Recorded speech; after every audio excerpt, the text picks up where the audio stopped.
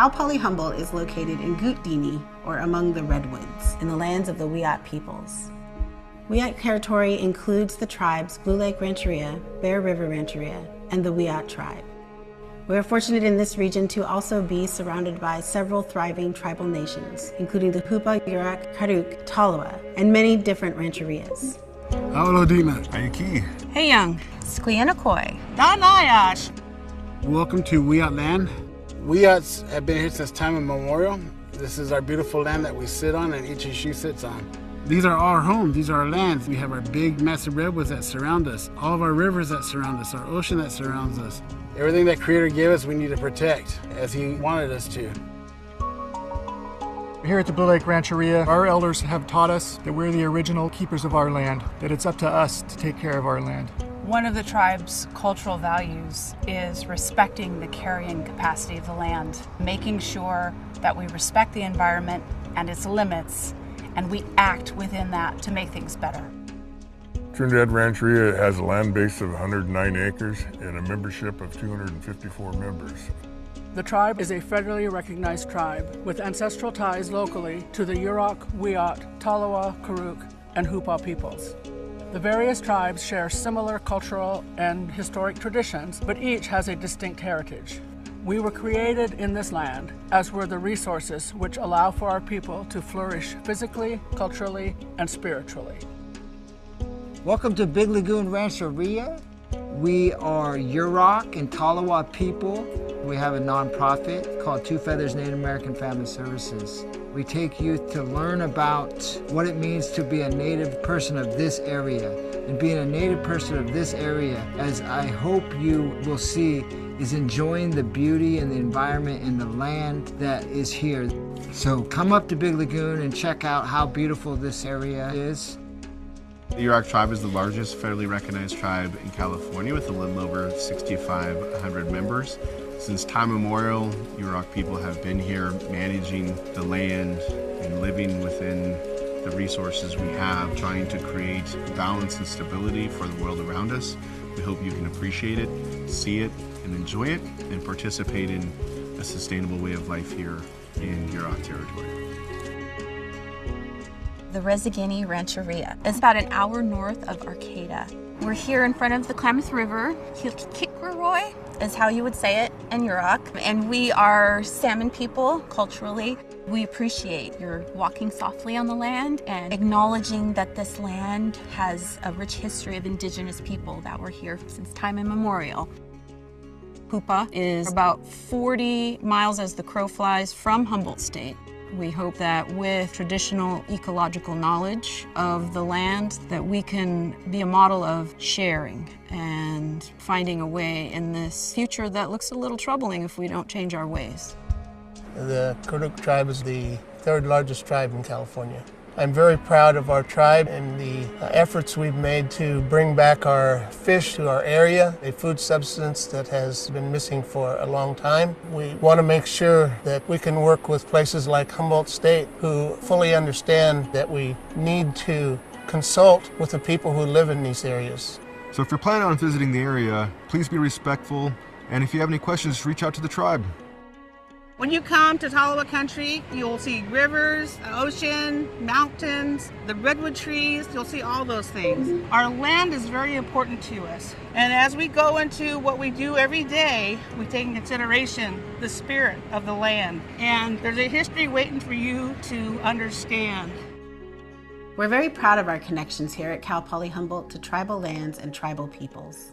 We look forward to continuing to build these connections in meaningful ways through processes of decolonization, like land back or land return, building curriculum that helps people to understand how to work best with tribal nations, and finding ways that we can support the organizations, the movements, and the ways in which tribal nations want to move forward to build indigenized futures.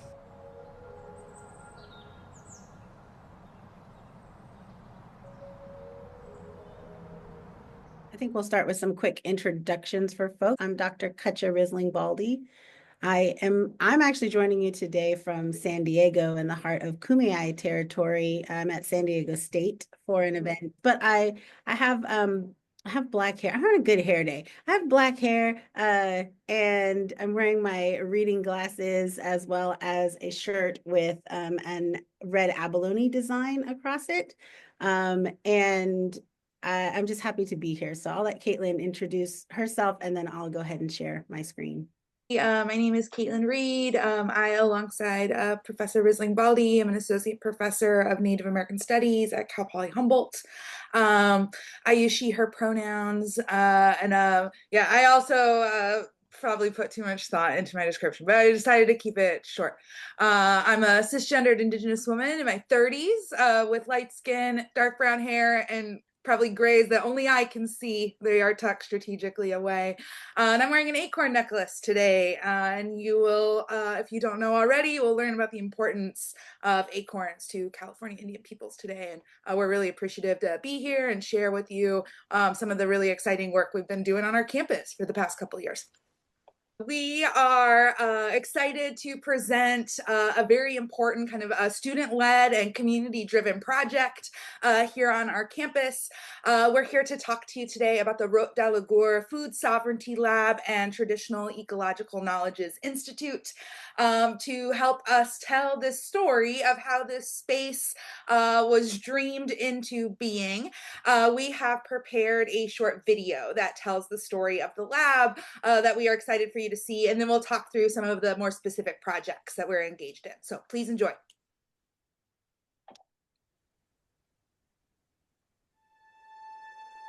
Everybody's connection to food is different. We've all been raised by different families who have different cultures and backgrounds, and building relationships around those practices is fundamental. To invigorate the connection with food, to give people space and the ability to reconnect and understand where their food actually comes from is the most empowering thing you could do for a human being. Food sovereignty, it's a term that can be explained in so many different ways.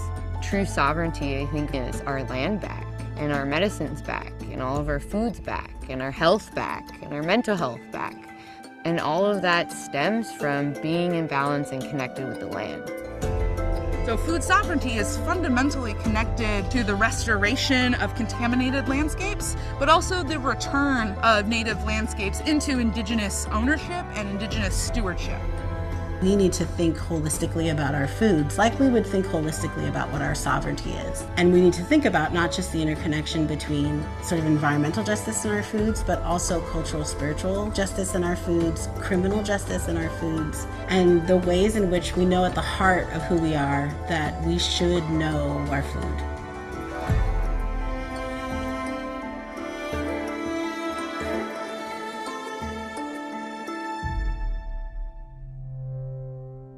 We're a college that really is proud of our natural resource sciences, and you'll find multiple labs around campus to study kind of Western approaches to environmental sciences. That space is really lacking for Indigenous knowledges. I'd say the Food Sovereignty Lab started in Native American Studies 331, which is Indigenous Natural Resource Management Practices. It's a course that brings people together to kind of think about natural resources from an Indigenous perspective. A lot of the times the students are learning for the first time about colonization and settler colonialism, and they're finding out that they really did go after our foods. And they get focused on the part where they're sort of saying to themselves, well, what can we do about it? I think the biggest thing I've learned from students is they want their campus to be something meaningful and powerful, so they don't feel like they're just here to get an education and get out. They're like, we want to do something. We want to leave something behind. We want to build something. It's always interesting because this university really boasts its Native American Studies department while kind of taking it away at the same time. And there's even things here that are misrepresenting Native culture, which has nothing to do with this region. We kind of all put our heads together and just like threw ideas out about some of the things that we felt would re-indigenize the community. We collectively decided that we didn't feel that we had the authority on that, so we decided to actually start doing interviews of faculty, staff, associated people with the university, and local tribes with what they wanted to see in the university to properly represent Indigenous students and the Indigenous communities. We took all of those ideas that we'd had and what people had responded with, and then we came up with food sovereignty as being a really important central need, and it's something that we could implement here. A significant part of that feedback was that an outdoor space and landscape was really important for community, for hands-on learning, resurgence and reconnection to traditional foodways and Indigenous sciences and knowledges. And we collectively then came up as a class to do a lab space here because we saw that as a way to incorporate the desire for a native plants garden, the desire for a space for cultural activities, for medicine making, regalia making, and also for further research into things relating to Indigenous resource management and stuff like that.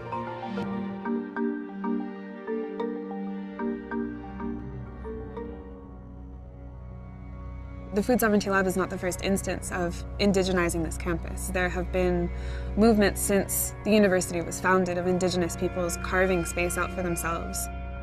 Originally, this space behind us here was designated to be for the Native American Studies department. It was actually supposed to be something like a lab for cultural activities. For whatever reason, the space was taken away and then it was turned into a commercial space for overpriced drinks and junk food.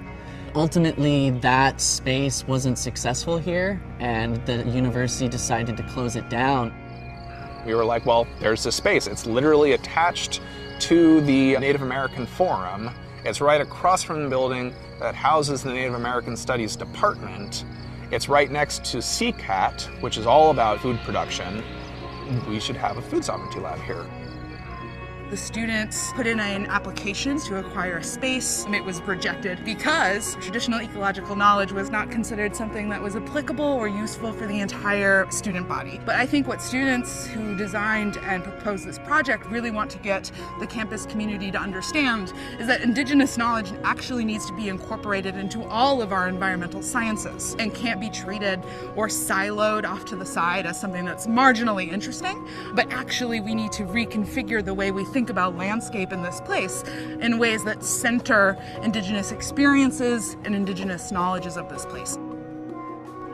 During finals, during the last couple of weeks of semester, we banded together. We went out and got over 100 letters of support, submitted them to the University Senate, and appealed this.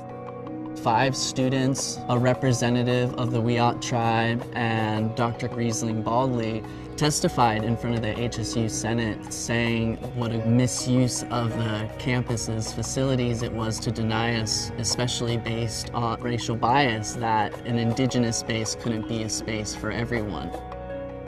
There was a lot of bickering and administrative stuff. Finally got conditionally approved on the understanding that we would fund the lab entirely ourselves.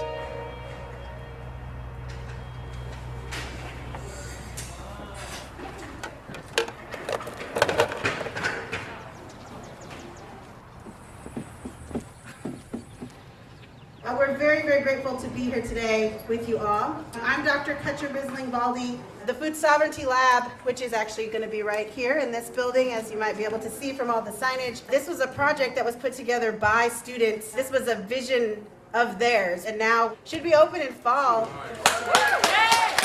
We were told we had to raise $250,000 if we wanted this to happen. They expected it to take anywhere from 3 to 5 years, and we did it in less than a year because of individual donors who stepped forward. So this is a community project. In Hoopa we say set dia no hongwa outflow. That means I'm happy for all the things we're gonna do together. Thank you, everyone.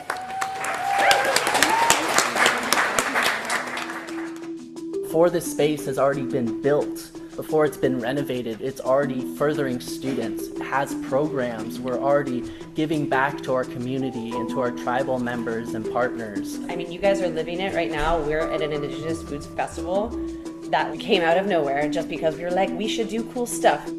You can really tell that what this means for the university is huge. There's no other university that has a food sovereignty lab at all. And we're now becoming a traditional ecological knowledges institute.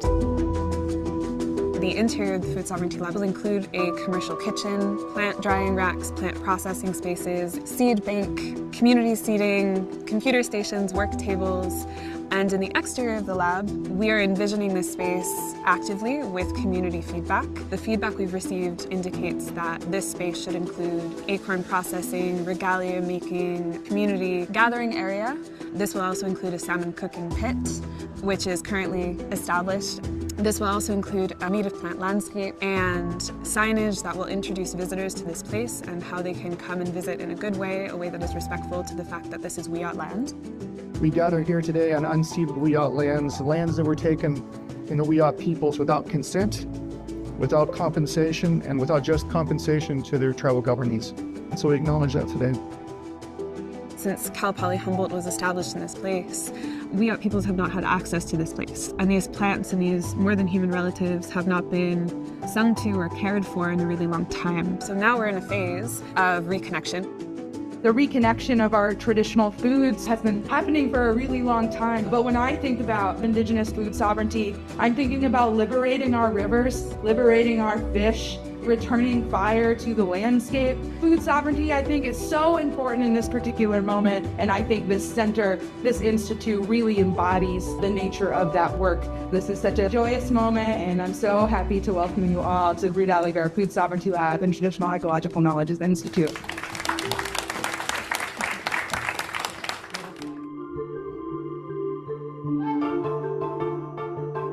We fought so hard to keep our acorns and to protect our salmon. And I think decolonization happens quickly. I think it actually moves quickly because it just sort of makes more sense. I don't think that you can change the world thinking in a singular way. I think you need to be able to pull from multiple ways of thinking. I hope that the lab will come in and help students see that their vision of what they want to do needs to also be informed by Indigenous peoples. And that knowledge comes from a very honest and open and forthright place about not just what we have always known about the places that we live, but what we have continued to do to manage the places that we live, even if those things are not highlighted, centered, or acknowledged in contemporary curriculum or educational experiences. What can the world look like if we all, instead of centering capital and economy, become people that really think about the long-term impacts of what we're doing here and then how we live in a way that everyone can drink the water and everyone can breathe the air and everyone can eat the food, right? Those things we can fix. We can actually do something about it.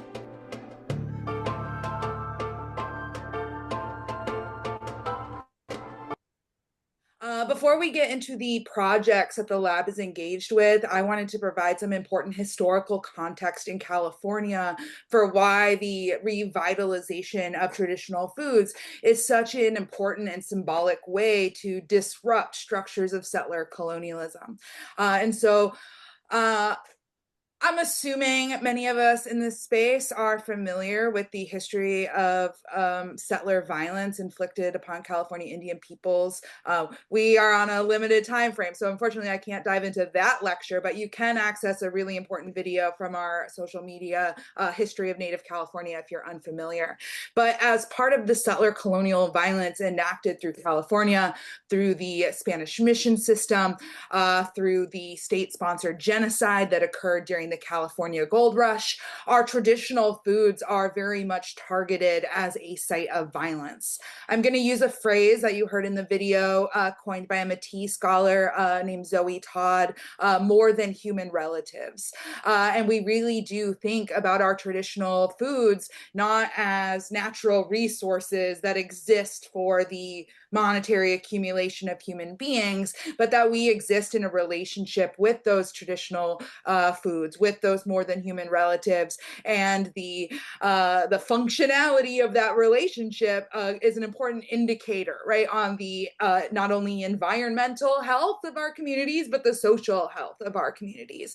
And so on the screen, you are looking at images of environmental destruction that took place during the gold rush, where we see Rebecca Solnit estimates about 13 tons of mercury get dumped in California waterways between 1850 and 1960, right? And this is a kind of continued pattern of ecological destruction established through the mission system, where the introduction of livestock damages a lot and drastically transforms our landscapes, making it much more difficult for Indigenous peoples to engage in the ways with our landscapes we always have.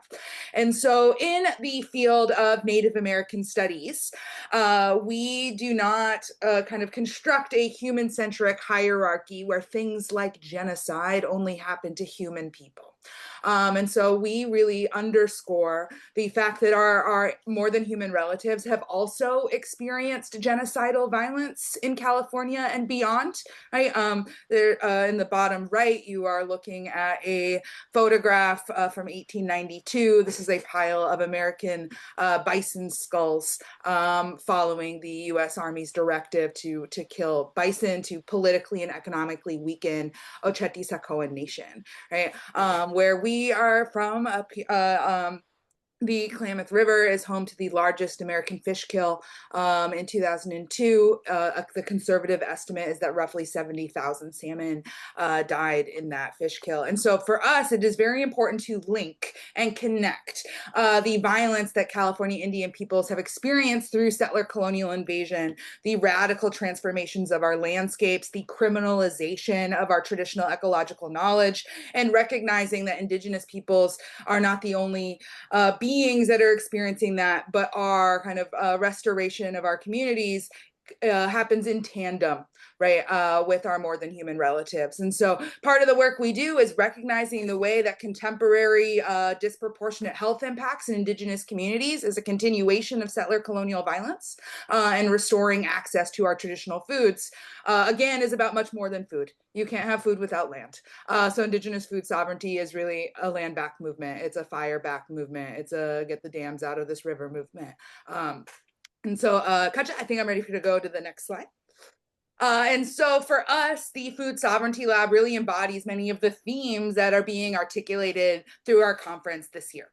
And so Indigenous peoples are certainly familiar with chaos. Lawrence Gross, an Anishinaabe scholar, refers to what California Indian peoples and other Indigenous peoples across Turtle Island are experiencing as post-apocalyptic stress syndrome. And so Indigenous peoples in California are by no means strangers to settler colonial chaos that is continually enacted and manifest through our institutions. And so we push back by centering community, by centering the important work that our students are doing. And we really see the carving out of Indigenous spaces on college campuses that originally were born out of a belief that Indigenous peoples were not meant to live into modernity, right? And instead carving out spaces for us to further flourish and develop our knowledges is an act of resistance. And with that, we'll show you some of the cool projects we're doing. Thank you, Kaitlin. I wanted to say that we have been able to do a number of things in the lab over just the first 5 years of the lab being in existence because of the just energy and vision of our communities who really stepped forward to say that this was something that they wanted to see happen on our campuses. And one of our projects that just ended was we did a 3-year-long research project with Native youth where we created a youth council, and they came together to discuss, like, why do this work? Why is this so important? And how are we going to save the world? This was the question we asked them in one of their youth council sessions. How are we going to save the world? And they came back after really learning from the people that they worked with in the lab, doing hands-on workshops, and they said, we will save the world with acorns, salmon, and seaweed. And this has become the basis of so much of what we do in the lab. We call these our keystone species. Like, how are we going to build what the next world looks like? And based on that, the youth helped to create a film series that we have launched, and you can see it online if you'd like to, where they talk about the importance of acorn, salmon, and seaweed to the future of the worlds that we would like to see. So we recommend, if you'd like to, you should take a look at those videos. Those were completed just this year and premiered at the Indigenous Foods Festival this year.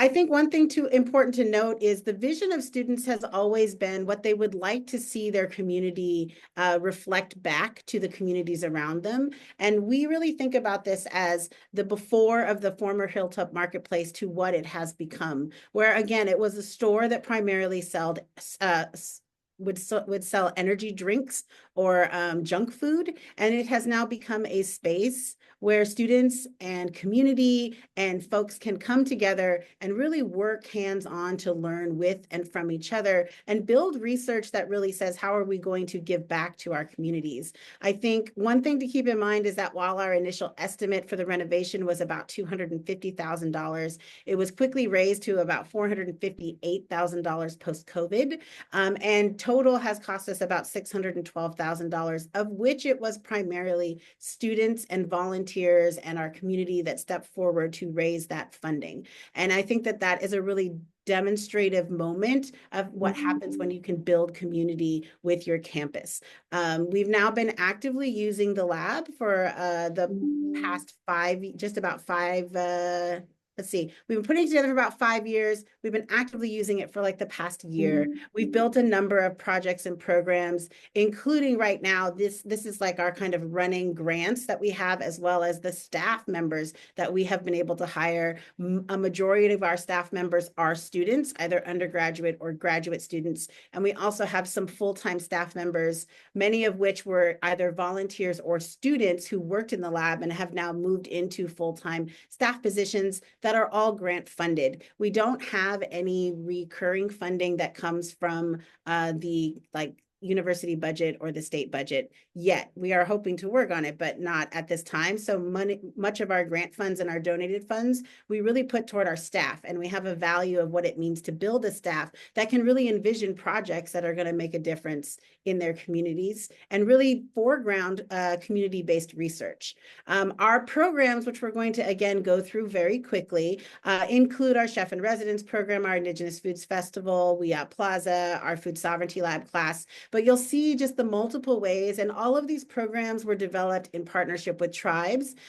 We are primarily run by our tribal steering committee. So we did create a tribal steering committee for the lab. They meet once a month. We have representatives from every tribe in the region, as well as tribal organizations, nonprofit organizations, faculty, staff, and students, and some founding members of the first student cohort who helped put this project together. They're all on the steering committee. They meet once a month to talk about what they'd like to see happen. They get proposals from people who would like to do research, especially around traditional ecological knowledge or with the lab. They give feedback and they create partnerships. We've been able to do this because our community really believes in the work that we're doing.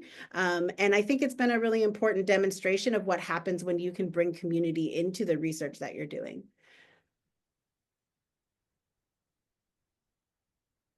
And we are extremely excited about our chef in residence. This year, our chef in residence is Chef Crystal Wapepa, who is Lakota, and just published I think it comes out next week. So you can pre-order your book now. Her brand new cookbook is called A Feather and a Fork, 125 Intertribal Dishes from an Indigenous Food Warrior.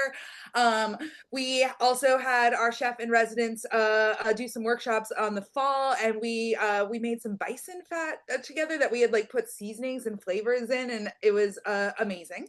Last year, our chef in residence was Sarah Kelbosa Olson, who is a Karuk chef and has an amazing cookbook called Chimmy Nuwam, Native California Foodways for the Contemporary Kitchen, if folks are interested. And so people can check that out. And Chef Crystal will be giving a book talk on our campus that we may be streaming via Zoom, so folks can tune in and check that out in later next month. Next, I'm going to talk about the Indigenous Foods Festival, which has been a large undertaking and really, really well received by the community. The Indigenous Foods Festival takes place within Wiyot Plaza, that you will learn about soon, and includes Indigenous food workshops and preparation demonstrations, vendors, food trucks, music, videos, and film screenings. It's a really good time. We'll play a very, very short snippet to give you a sense of what you can expect. The Indigenous Foods Festival takes place in October, and so here's an early invite.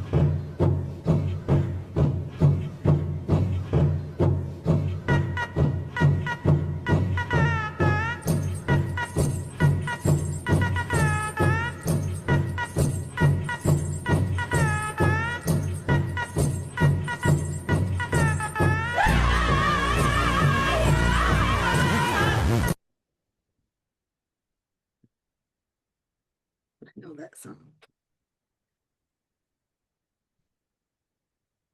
Another really exciting aspect of what we've been able to do as part of the lab, again, very much student envisioned. While we were working on the lab and in the lab spaces, we were often out in the landscape, and we were able to secure an Indigenous foods garden area in working in partnership with CCAT, which is another program that's located very closely to where the lab is. They looked and said, you know, you all are going to be doing a lot of work on the landscape, and we would like to hand over a portion of what was our garden space to you all. And that became the start of the Indigenous Foods Garden. After that, the students came together and they were saying like, well, there's a lot of landscapes around this area, which includes like a native plants area, an area where we were hoping to establish the salmon cooking pit, as well as an acorn processing area. And they kept saying like, we're doing so much work on the landscape. We really should think about it as a place, and like, how do we reconnect people to the place? At the time when we were working in the area, people kept saying it doesn't have a name. Like, we don't have a name for the area that we are working in. And I said, well, let's name it something. What do you want to call it? And we had come up with the name Wiyot Plaza. And the reason was that while we are in the territory of the Wiyot people, there wasn't really anything on campus that had the Wiyot name to it. We often are lucky enough that our students will name buildings in Wiyot words, but we didn't have the actual word Wiyot on campus. So we just started calling it Wiyot Plaza. And everybody said, well, how did we make the change? And I said, I don't know. Let's just start calling it Wiyot Plaza, because isn't that how colonization works? You just show up somewhere and start calling it something else, and then everybody else starts calling it that. So we just started calling it Wiyot Plaza every time people would come to the area, and we would be like, welcome to Wiyot Plaza. This is Wiyot Plaza.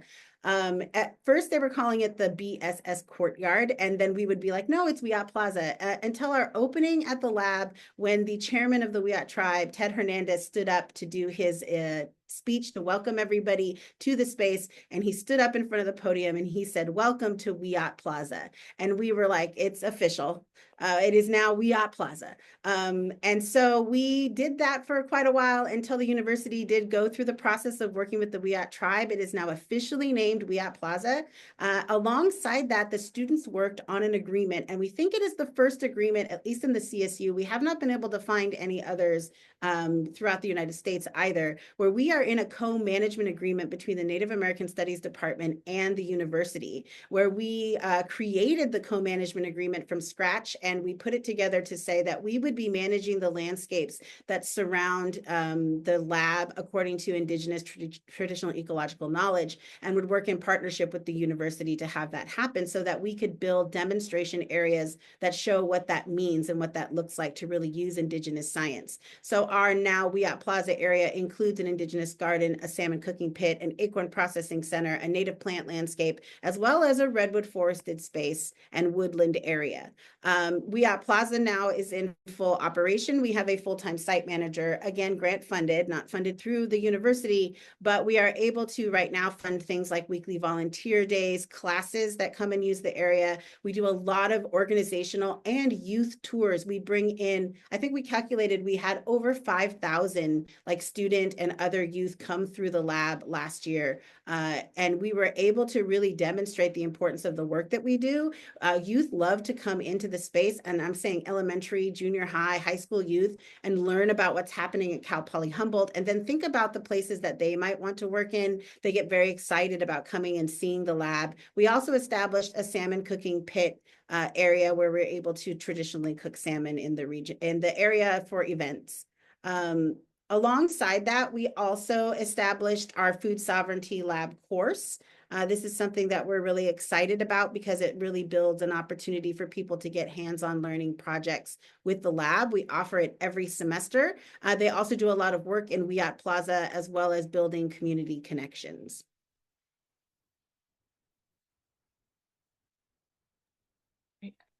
Here you can access the QR codes for our most recent reports and our Food Futures magazine. I believe we're on volume 2 of the magazine, and it includes a lot of different type of materials, from like restaurant reviews and cookbook reviews to like personal essays about people's relationships with traditional foods to creative artworks, all types of submissions. So we encourage you to check that out. And within the reports, you can also find access to sign up for our newsletter. So then you don't need to worry about tracking down the material that is coming out about the lab and can be sent directly to you. So we encourage you to go check out some of these reports. I know we're going through the material really quickly so that you can kind of take your time perusing all of the really cool projects that we've been up to. One other initiative that we will be launching this year, it actually begins in 2026, is our Good Fire Healing Coalition project in partnership with the Blue Lake Rancheria, as well as the Shift Fund at Cal Poly Humboldt, where we are working to both build a cultural fire literacy certification and fire action plans with Blue Lake Rancheria, as well as create cultural fire practitioner trainings and cultural burning implementation practices. And that is a CAL FIRE grant that we're working with Blue Lake on. Alongside that, students are working on the development of a plan for building cultural fire opportunities at Wyatt Plaza on the Cal Poly Humboldt campus. This includes pre-testing to establish baseline data, and then finally, how we're going to do hands-on opportunities. When we first started this project and we were talking to the university, there was a little bit of like hesitation around, wait, you're gonna like set the university on fire? And we keep talking about like, yes, and it's going to build a really important opportunity for people to see when they come to the campus, a forest that has been managed according to Indigenous standards. The vision and view is that when people say, we don't know what an Indigenous fire managed landscape looks like, and we can't really picture it in our minds, we can bring them to our demonstration forest and we can say, walk here, sit here, be here. This is an Indigenous managed forest with cultural fire. It'll help you see just how beautiful the landscape can become and how important it is. So we are beginning that, building that team right now, and that project will run for the next at least 2 years, if not longer. I think I pushed the button. Hold on. We also have currently the Specialty Crop Grant Initiative program, where we work in partnership with tribes from the east regions of Humboldt County to be able to build hands-on engagement with tribal partners at Hoopa Valley and Klamath River, some of our most rural areas. And so we have Cassandra, who is able to go out and provide assistance from the lab to their many food sovereignty initiatives, and then to bring folks into the lab to be able to do things that they would like to build for their food sovereignty programs. You can see here that Cassandra has created things like the Mugwort and Salve workshop curriculum, the Acorn workshop curriculum, and the Spruce Tip workshop curriculum, which we share. One of the values of the labs is that we would make sure that many of our things are publicly available because we want other people to have access to how they might be able to build these things on their own campuses, in their own communities, and to be able to get the knowledge and feel like the knowledge is available to them. Alongside that, we have our Kelp Guardians project. This is in partnership with the Tolowa-Dini Nation. We are very happy and excited to say that out of this project, we've been able to develop several other coastal restoration projects and really inspire students as to why restoring and building a good relationship with the coast is so important. In Humboldt County, we're talking about Indigenous peoples who have coastal knowledge that is thousands upon thousands of years old.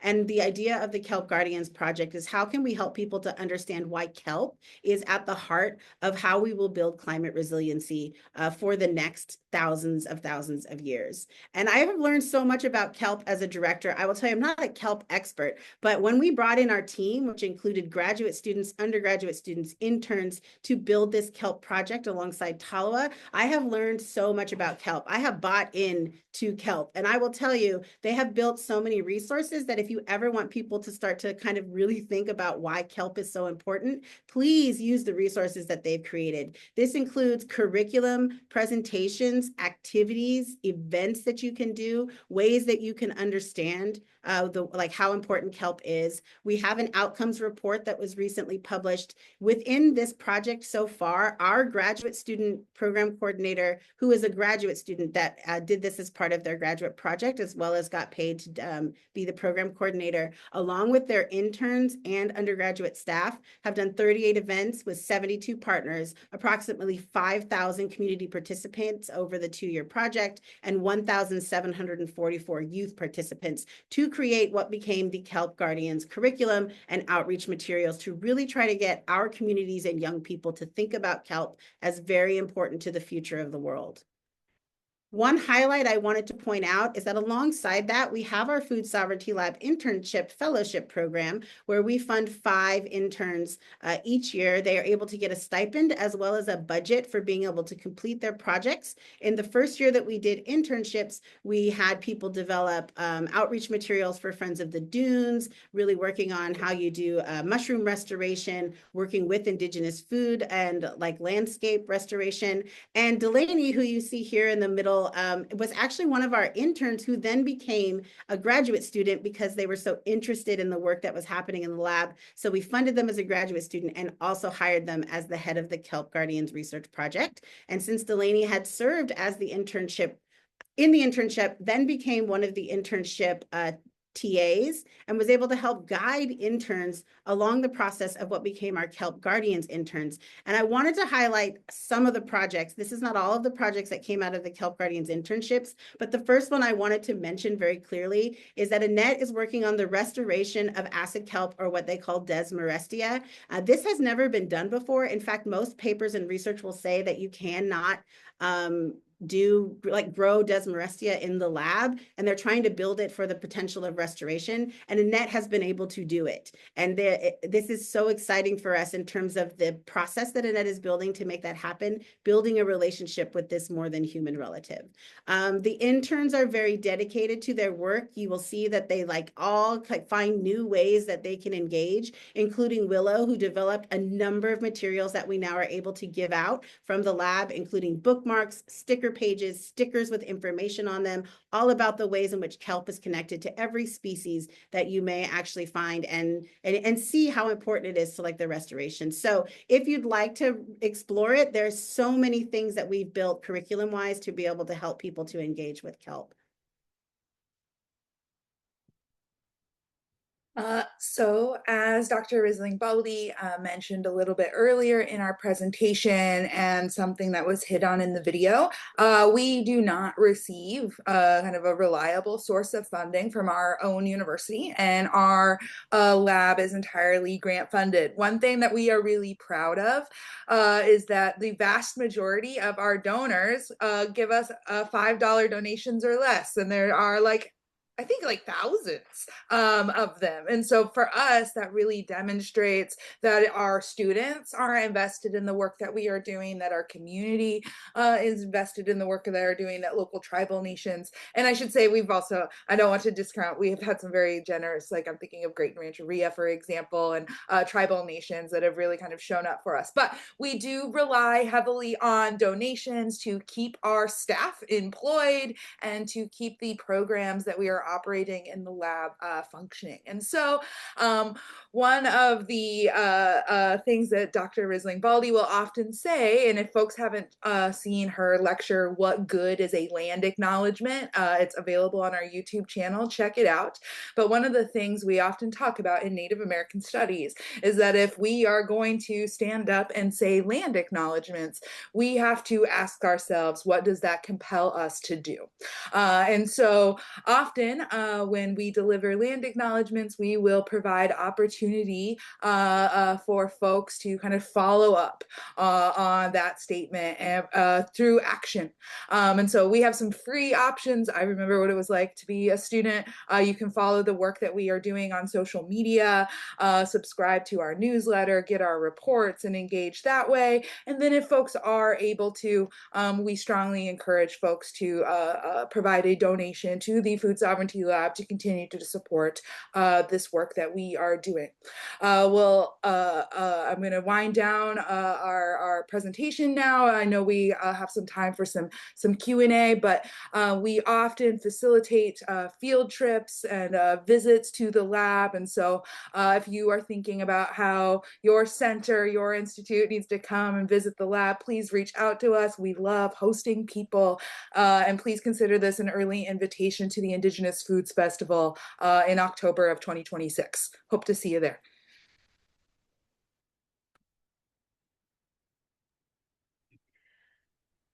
Thank you so much. This has been eye-opening, and it's been really a great opportunity for you to share this with us during our equity conference. Wow, I'm so impressed, and I'm it just gets me excited about the things that we're doing at Cal Poly Pomona. We're working with the California Basket Weavers Association and how we've changed the landscape of our campus of growing the juncus and seeing that the juncus does not really, it's been invaded. And so it's not as strong as the traditional juncus. So we're actually working our facilities to change those things. But what you are doing is really making it so important for us to understand Indigenous food sovereignty and knowing that the effects of settler colonialism continues in these different enclaves of communities that we have, and what we have to do to instead of complain about it, but actually have action. And so that's what I'm really excited about, is the action that you're doing. And as a union, I think that's what we're all about too, is action and making progress. So thank you so much for doing this, sharing your what's happening at Cal Poly Humboldt.